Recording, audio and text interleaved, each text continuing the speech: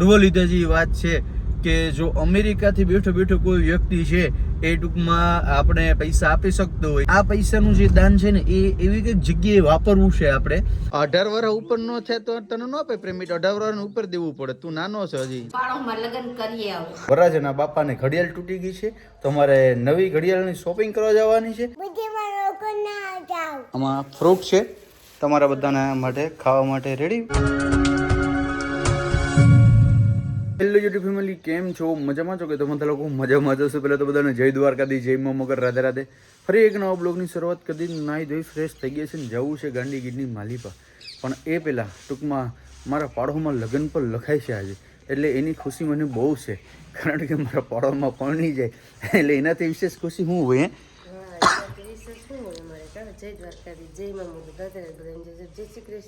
કેમ છો? મજામાં? તો આયરાની જરાકમાંથી કોટ આપણને જો પડ્યો માલિબા ખાટલાની, બસ એટલું તમે કરજો ને તો પણ ઘણું છે એમ. ચાલ લેતા વા લેતા ડેલો ખુલવો પડશે તારે. નહીં, ડેલો ન ખુલે, એટલો ડેલો તો ખુલવો પડે ને. અને ભાઈ ખાસ એક મારા તમને વાત કરી હતી, કારણ કે ઘણો સમય થઈ ગયો. ઘણો સમય એટલે એની વાત પૂછોમાં હું તમને આગળ છે ને આગળ વાત કરું. પહેલાં બધી સેટઅપ કમ્પ્લીટ કરી લઉં, ગાડીને ડેલાને બરાબર કરી લઉં ને પછી તમને હું વાત કરું. મિત્રો ઓન ધ વે નીકળી ગયા છે ફેમિલી ગાંધીગીરમાં પેમેન્ટ દેવા માટે. અને હા, મારે ખાસ વાત એ કરવી હતી, મતલબ કે એક ભાઈ પાછું ફરી વખત એક વખત અમેરિકાથી દાન કર્યું છે. દાન એટલે કે એને ઘણા સમય પહેલાં કરેલું હતું. 4000ની માથે કંઈક હતું, મતલબ કે $60 કે $70 હતું, એમ કે સમથિંગ હતું, મને અત્યારે યાદ નથી, પણ 4000ની માથે હતું.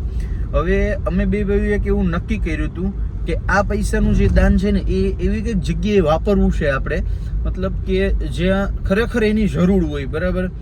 અને હમણાં તમને ખબર હોય તો ત્યારથી અમે એવી જગ્યા ગોતતા હતા કે ભાઈ આ જગ્યા છે એ પૈસા છે યોગ્ય જગ્યાએ મિત્રો વપરાય. તો પછી હમણાં તમને ખબર છે કે કાલે આપણે દ્વારકાધીશ ગૌ સેવા હોસ્પિટલ છે એના નિર્માણમાં એક ભવ્ય શું કહેવાય કે ગૌશાળાનું નિર્માણ કર્યું છે ને આપણે ફૂલ વિડીયો પણ અપલોડ કર્યો છે મિત્રો. તો ક્યાં લૂલી લંગડી ગાયું છે તમને ખ્યાલ છે. તો એની સારવાર માટે થઈ અને એ એક દાન કરવું ને બેસ્ટ હતું. એટલે મને એવું લાગ્યું કે ના, ખરેખર આ જગ્યાએ દાન કરવાની જરૂર છે મિત્રો. રેડી. તો એમાં થોડું ઘણું મેં પણ પ્લસ કરી, ભાઈના જે પૈસા હતા એમાં થોડા ઘણા મેં પણ પ્લસ કરી અને મેં એ ગૌશાળાની અંદર દાન કરી દીધા છે. અને મિત્રો ગર્વ લીધા જેવી વાત છે કે જો અમેરિકાથી બેઠો બેઠો કોઈ વ્યક્તિ છે એ ટૂંકમાં આપણે પૈસા આપી શકતો હોય.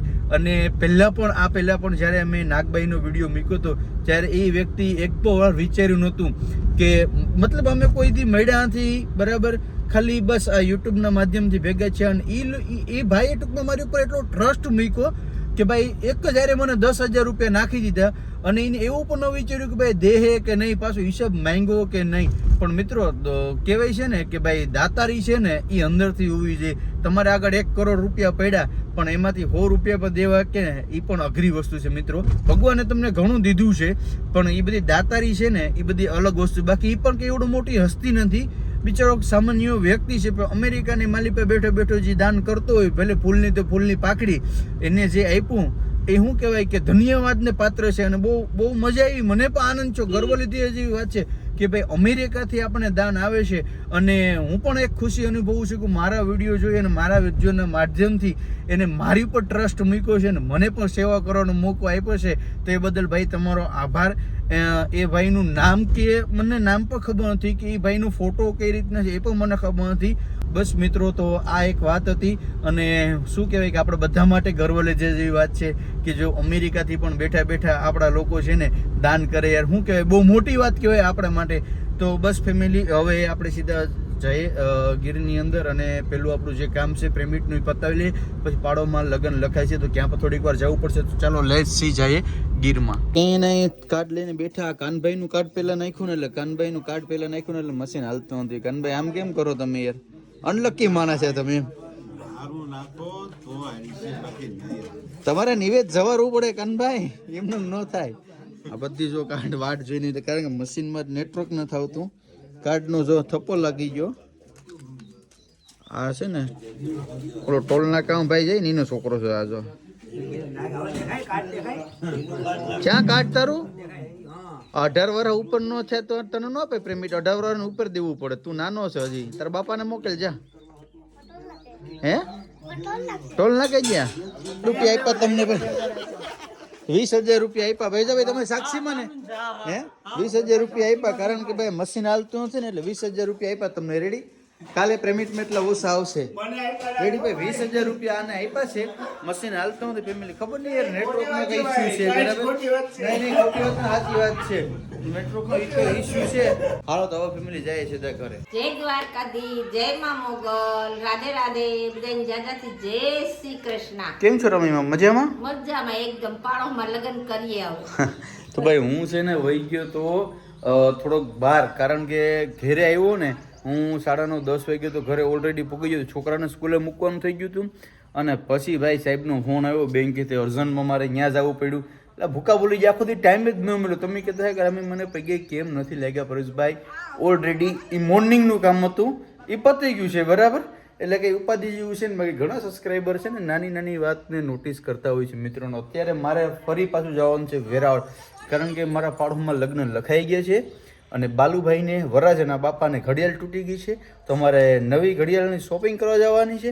ચાલો લેટ્સ સી મિત્રો, જાય વેરાવળ. એ પેલા મારા ભાઈની છોકરી પે ક્યાં ગઈ? એ ફરી આમ બેઠી. હે?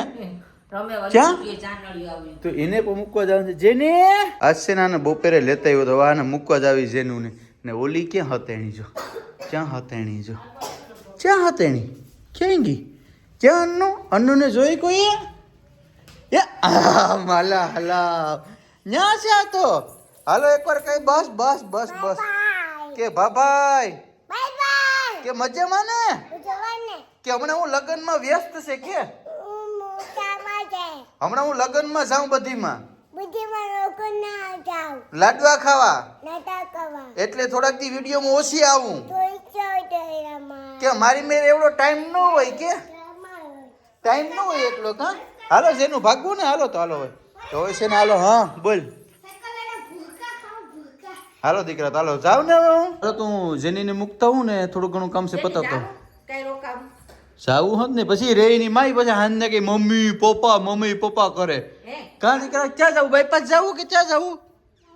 બાયપાસ જાવું ને મૂકવા જાઉં ને મિત્રો તો ઓલી જો વાહે લગાવી જો જો જો જો ઠેલી લઈને. તારે આવવું બેન? તારે દીદીને મૂકવા આવવું? હે હવે હા વારી ઠામવાની. હાલો તો મૂકતા હું પેલા. હાલો જાવું ને બાયપાસ કે બાયપાસ જાવું? હે રોકાવું નથી તારે તો પાછી આવે ને?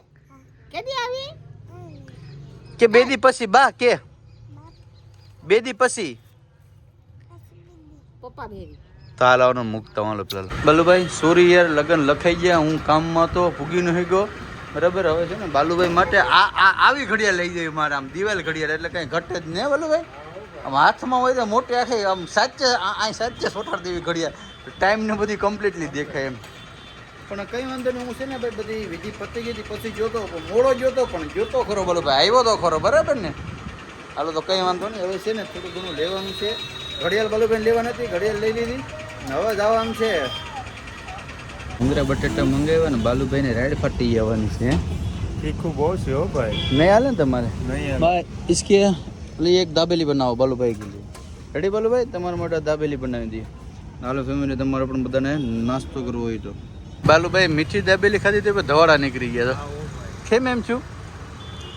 તીખી હતી? જોરદાર. હે લા દગો કરી નાખ્યો તે બાલુભાઈ ઉપર? યાર મીઠી ખાવી છે. તીખી ચટણી નાખી હતી? હવે બધું કામ હતું બધું કમ્પ્લીટલી થઈ ગયું. હવે ભાગી આવું ને ઘરે.